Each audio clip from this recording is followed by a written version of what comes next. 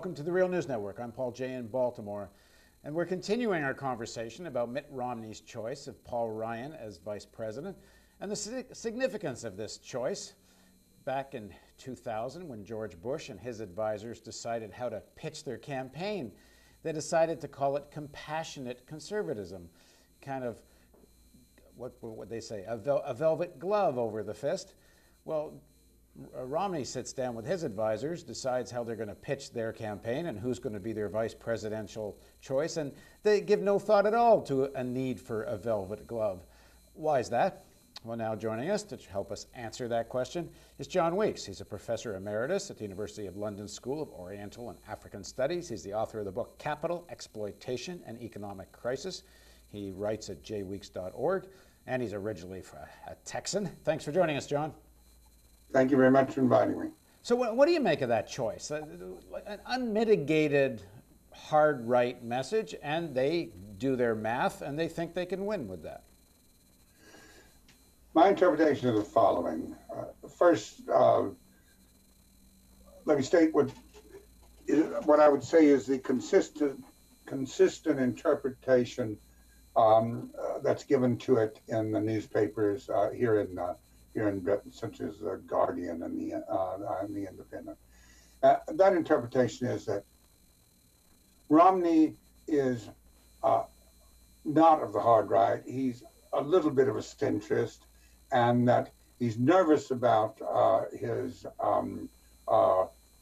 hardline Republican base, and therefore, in order to enthuse that base and get them out, he chooses this far right winger, with the strategy being that there's not a lot of enthusiasm for Obama this time around, but Ryan will give him enthusiasm, and so help him win. I think that's wrong. I think that Romney has no principles. I think that the people behind him, the big money behind him, like the Koch brothers and others, have decided that they've reached the point where they can take the gloves off and make it an open confrontation. This time, you might say, I think that they think they're looking at the final battle, and that if they can win with this spineless opportunist, with this far right near authoritarian behind him, they can win with those guys. They can make a tremendous breakthrough, and they can get rid of Social Security, and they can get rid of Medicare, and this incremental rewriting of the U.S. Welfare state will be over. It'll just be brought to an end. And I think that is the strategy that led Romney to make his choice. And to what extent do you critique President Obama for opening the door to that? Yes, I mean it's painful. It's painful to say, because I do think that we are in almost like a Weimar moment. I mean, these people aren't.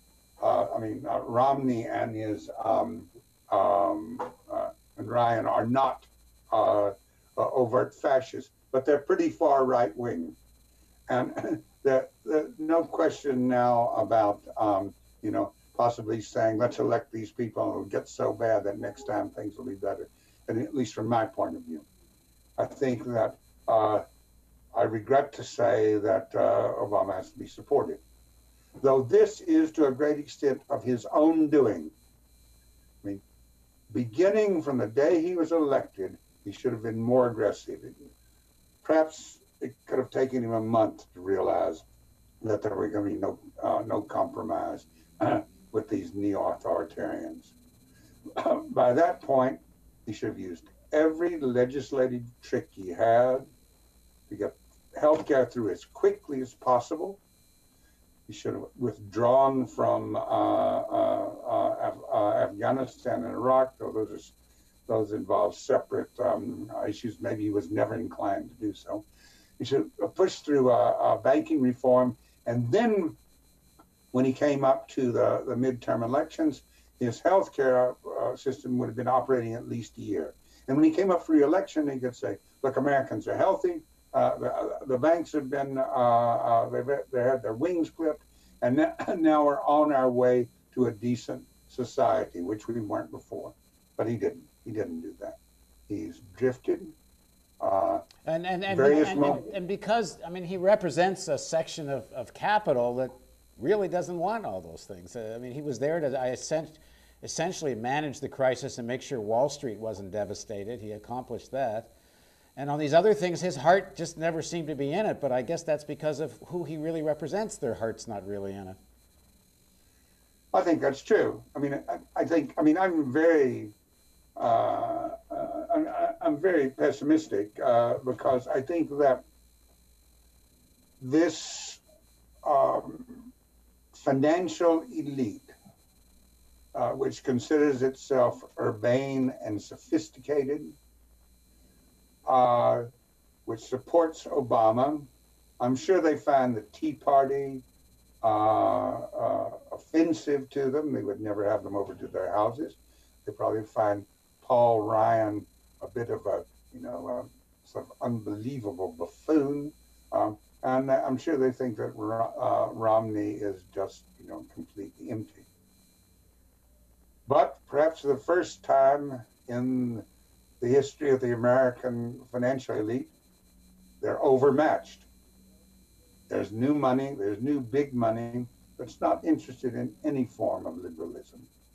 It's not interested in any gesture towards some type of safety net within the capitalist system. The big money behind Romney has a strategy: rejuvenate the power of the United States by transferring as much income to the wealthy as possible. They've done under Obama, a pretty good job was done of it. Under Clinton, a pretty good job was done of it. As under Bush. But I think if Romney is elected, it will accelerate, beyond what we can imagine. And I mean, at the moment, Obama still seems to be ahead, but the money that's being poured into Romney, it's not that the other side, the Obama side, and that section of the elite that supports Obama, I mean, they've got as much money. They could throw it at it as much as the other side is, but they don't seem as committed to it. I think that's true, though. Paul, I think that we have to recognize that the financial elite runs on duplicity. So if they begin to get a hint that Romney might win, you can be sure that they'll start pouring money into him. There are now at this moment, I think, two fairly clear factions. There are the neo-authoritarians and the Koch brothers who want to bust the unions and want to get rid of any form of social provision. And there's this financial elite who's prepared to tolerate some of the rudimentary protections that are necessary for a market system. But I think that financial elite would be prepared to switch sides if they thought Romney was going to win. And they would say, I mean, I hesitate to make these comparisons, but the comparison is obvious, right? Early 1930s, when the German industrialists switched sides, they didn't like Hitler. They thought he was dangerous and so on. But when it was clear that he might win, well, it became a different story. So it was clear if it began to be a real possibility that Romney was going to win, I think you would see money flowing from Obama to Romney. And as disastrous as the Bush presidency was for America, the financial elite did very well. I mean, there was as their hands in the cookie jar as often as they want. The top never really went back on the cookie jar, and I suppose it's not like Obama's been, I mean, he's been very weak on the issues of regulation, but with Romney, he's already saying he wants less regulation. Yeah, I mean, I think that the financial elite, at some point, I assume, will begin to say to themselves, yes, these people are nuts, and it would be a rather dangerous world if actually somebody like Ryan were vice president, and God forbid that he would become president. But on the other hand, there's no talk of financial regulation there, and all of these wealthy billionaires out in California and other places, yes, they're a bunch of vulgar creeps, but on the other hand, we share the same basic interests, and so I think that we are in a very dangerous period. Right. All right. Well, thanks very much for joining us, John. Well, thank you very much for having me. I look forward to joining you again. And thank you for joining us on the Real News Network.